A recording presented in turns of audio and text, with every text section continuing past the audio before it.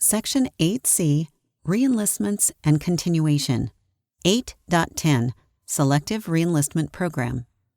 The Selective Reenlistment Program applies to all enlisted personnel by which commanders, directors, and supervisors evaluate first-term, second-term, and career airmen to ensure the Air Force retains those who consistently demonstrate the capability and willingness of maintaining high professional standards. First-term airmen receive selective reenlistment consideration when they are within 15 months of their expiration of term of service. Second-term and career airmen with less than 19 years of total regular Air Force federal military service are considered within 13 months of the original expiration of term of service. Career airmen receive selective reenlistment consideration within 13 months of completing 20 years of total regular Air Force federal military service. Career airmen who have served beyond 20 years of total regular Air Force federal military service receive selective reenlistment consideration each time they are within 13 months of their original expiration of term of service. 8.11 Selective Reenlistment Considerations.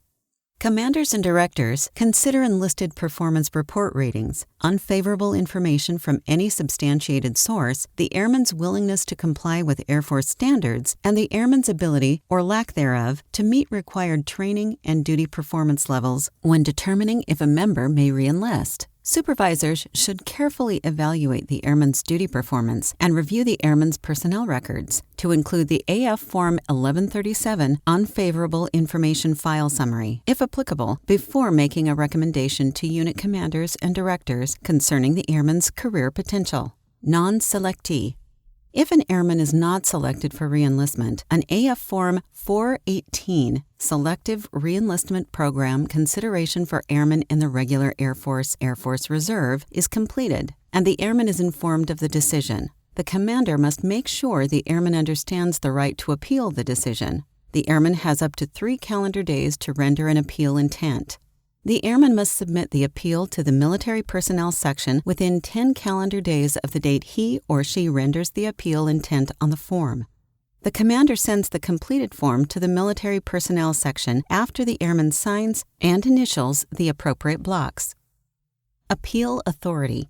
The specific appeal authority is based on an airman's total regular Air Force federal military service. The appeal authority for first-term airmen and career airmen who will complete at least 20 years of total regular Air Force federal military service on their current expiration of term of service appeal selective reenlistment program, non-selection is the respective group commander. The appeal authority for second-term and career airmen who will complete fewer than 16 years of total regular Air Force federal military service on their current expiration of term of service is the representative wing commander. The appeal authority for second-term and career airmen who will complete at least 16 years of total regular Air Force federal military service, but fewer than 20 years of total regular Air Force federal military service on their current expiration of term of service, is the Secretary of the Air Force. The decision of the appeal authority is final. The appeal authority's decision is documented and the airman is advised of the outcome. 8.12 Career Job Reservation Program. Because of various career force size and composition restrictions, there are times when the Air Force must place a limit on the number of authorized first-term airmen who may reenlist. The Career Job Reservation (CJR) program exists to assist in the management of first-term airmen reenlistments by Air Force Specialty Code (AFSC) to prevent surpluses and shortages. All eligible first-term airmen must have an approved CJR to reenlist. Airmen are automatically placed on the Career Job Applicant List on the first duty day of the month during which they complete 35 months on their current enlistment, 59 months for 6-year enlistees, but no later than the last duty day of the month during which they complete 43 months on their current enlistment, 67 months for 6-year enlistees. To keep their approved CJR, airmen must reenlist on or before the CJR expiration date.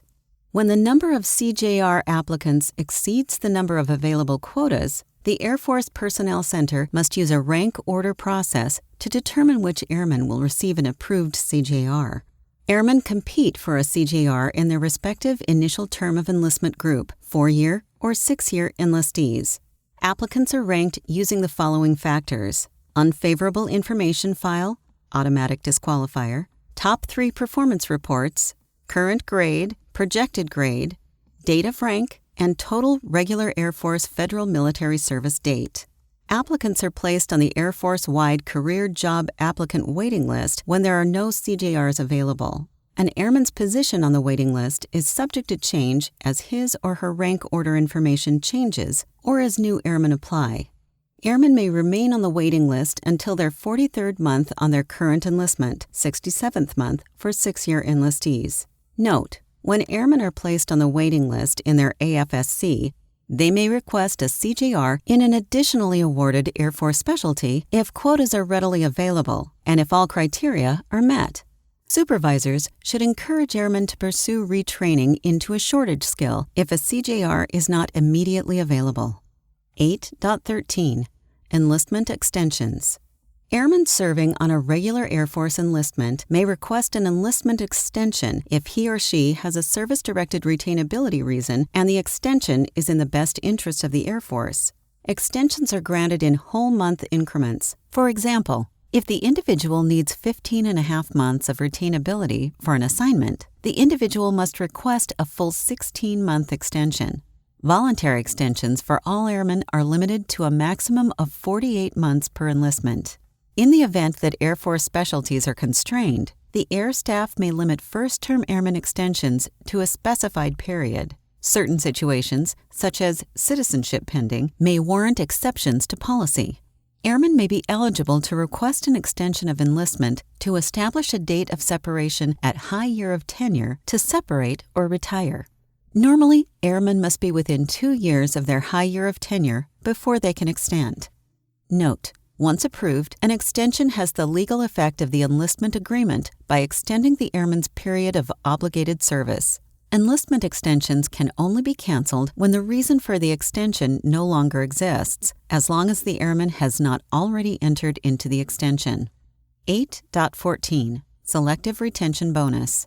The Selective Retention Bonus (SRB) program is a monetary incentive paid to airmen serving in certain selected critical military skills who re-enlist for additional obligated service.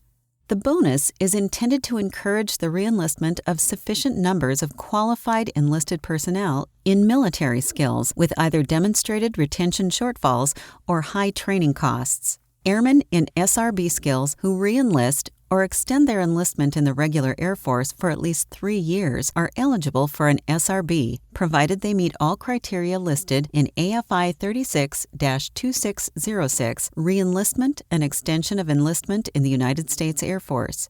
Airmen can expect to serve in the SRB specialty for the entire enlistment for which the bonus was paid. SRB designations are established by zones, which are determined by the total regular Air Force Federal Military Service of airmen at the time of reenlistment or the date they enter the extension. Eligible airmen may receive an SRB in each zone, A, B, C, or E, but only one SRB per zone. Zone A applies to airmen reenlisting between 17 months and 6 years. Zone B applies to airmen reenlisting between 6 and 10 years. Zone C applies to airmen reenlisting between 10 and 14 years. Zone E applies to airmen reenlisting between 18 and 20 years. SRBs are calculated using 1 month's base pay multiplied by the number of years reenlisted, multiplied by the SRB multiple as listed on the authorized SRB listing. The maximum SRB per zone is $90,000. Note: the airman's base pay on the date of discharge is used to calculate the SRB. Therefore, if an airman was promoted to Staff Sergeant on 1 May and reenlisted on 1 May, the SRB would be calculated on the base pay of the day prior to the reenlistment as Senior Airman. 8.15 Air Force Retraining Program. Retraining is a force management tool used primarily to balance career fields, officer and enlisted, across all AFSCs and to ensure sustainability of career fields. Retraining also provides a means to return disqualified airmen to a productive status. Although airmen may be selected for involuntary retraining based on Air Force needs, the retraining program allows a limited number of airmen the opportunity to pursue other career paths in the Air Force. The online retraining advisory is a living document found on MyPurse, maintained by the Air Force Personnel Center as a key tool used to advise members of retraining opportunities. For additional information on retraining eligibility and application procedures, refer to AFI 36-2626 Airman Retraining Program. First Term Airman Retraining Program. First-term airmen assigned to the continental United States may apply not earlier than the first duty day of the month during which they complete 35 months of their current enlistment, 59 months for 6-year enlistees, but not later than the last duty day of the 43rd month of their current enlistment, 67 months for 6-year enlistees. First-year airmen assigned outside the continental United States may apply for retraining 9 to 15 months prior to the date they are eligible to return from overseas if serving within their normal first-term window, 35th month for the 4-year enlistees or 59th month for 6-year enlistees.